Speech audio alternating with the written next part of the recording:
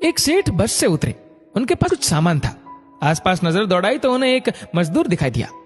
सेठ ने आवाज देकर उसे बुलाकर कहा, मेरे घर तक इस सामान को ले जाने के कितने पैसे लोगे? लगभग आधे किलोमीटर का रास्ता है।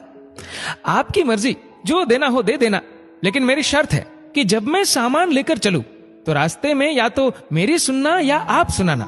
मजदूर ने कहा। सेठ ने डांट कर उसे भगा दिया और किसी अन्य मजदूर को देखने लगे, लेकिन उन्हें कोई दूसरा मजदूर नहीं मिला। मजबूरी में सेठ ने उसी मजदूर को बुलाया। मजदूर दौड़ कर आया और बोला, मेरी शर्त आपको मंजूर है? सेठ ने स्वार्थ के कारण हाँ कर दी। सेठ का मकान लगभग 400 मीटर की दूरी पर था। मजदूर सामान उठाकर सेठ के साथ चल दिया और बोला, सेठ जी आप कुछ सुनाओगे या मैं सुनाऊं? सेठ ने कह दिया कि तू ही सुना।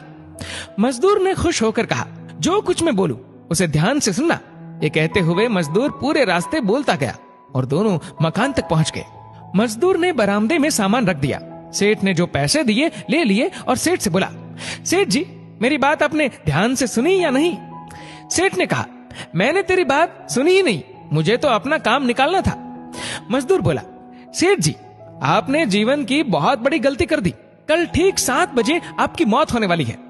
सेठ को गुस्सा आया और बोले, तेरी बकवास बहुत सुन ली, जा रहा है या तेरी पिटाई करूं? मजदूर बोला, मारो या छोड़ दो, कल शाम को आपकी मौत होनी है। अब भी मेरी बात ध्यान से सुन लो। अब सेठ थोड़ा गंभीर हुआ और बोला, सभी को मरना है। अगर मेरी मौत कल शाम होनी है तो होगी, इसमें मैं क्या कर सकता हूं? मजदूर बोला, तभी तो कह रहा हूं कि अब भी मेरी बात ध्यान से सुन लो। सेठ बोला, सुना, ध्यान देकर सुनूंगा। मरने के बाद आप ऊपर जाओगे तो आपसे ये पूछा जाएगा कि हे मनुष्य, पहले पाप का फल भोगेगा या पुण्य का?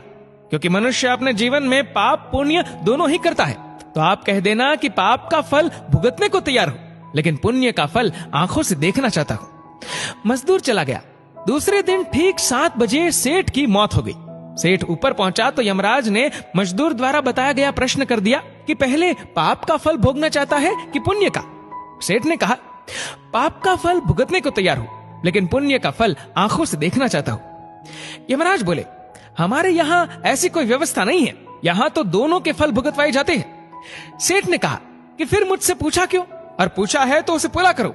धरती पर तो अन्याय होते देखा है, पर यहाँ पर भी अन्याय है। यमराज ने सोचा, बात तो ये सही कह रहा है, इससे पूछकर बड़े बुरे फंसे। मेरे पास कोई ऐसी शक्ति ही नहीं है जिससे इस जीव की इच्छा पूरी हो जाए। विवश होकर यमराज उस सेठ को ब्रह्मा जी के पास ले गए और पूरी बात बता दी। ब्रह्मा जी ने अपनी पोथी निकालकर सारे पन्ने पलट डाले, लेकिन उनको कानून की कोई ऐसी धारा या उपधारा नहीं मिली जिससे जीव की इच्छा पूरी हो सके। ब्रह्मा भी विवश होकर यमराज और सेठ को साथ लेकर भगवान विष्णु के पास पहुंचे और समस्या बताई। भगवान ने यमराज और ब्रह्मा जी से कहा, जाइए अपना अपना काम देखिए। दोनों चले गए। भगवान ने सेठ से कहा, अब बोलो, तुम क्या कहना चाहते हो? सेठ बोला, अजी साहब, मैं तो शुरू से एक ही बात कह रहा हूं कि पाप का फल भुगतने को तैयार हूं, लेकिन पुण्य का फल आंखों से देखना चाहता हूं। भगवान बोले, धन्य है वो सदगुरु, वो मजदूर जो मरते मरते तेरा कल्याण कर गया। अरे मूर्ख, उसके बताए उपाय के कारण तू मेरे सामने खड़ा है। अपने आंखों से इससे और बड़ा पुण्य का फल क्या देखना चाहता है? मेरे दर्शन से तेरे सभी पाप नष्ट हो गए। इसीलिए बचपन से हमको सिखाया जाता है कि गुरुजनों की बात ध्यान से सुननी चाहिए।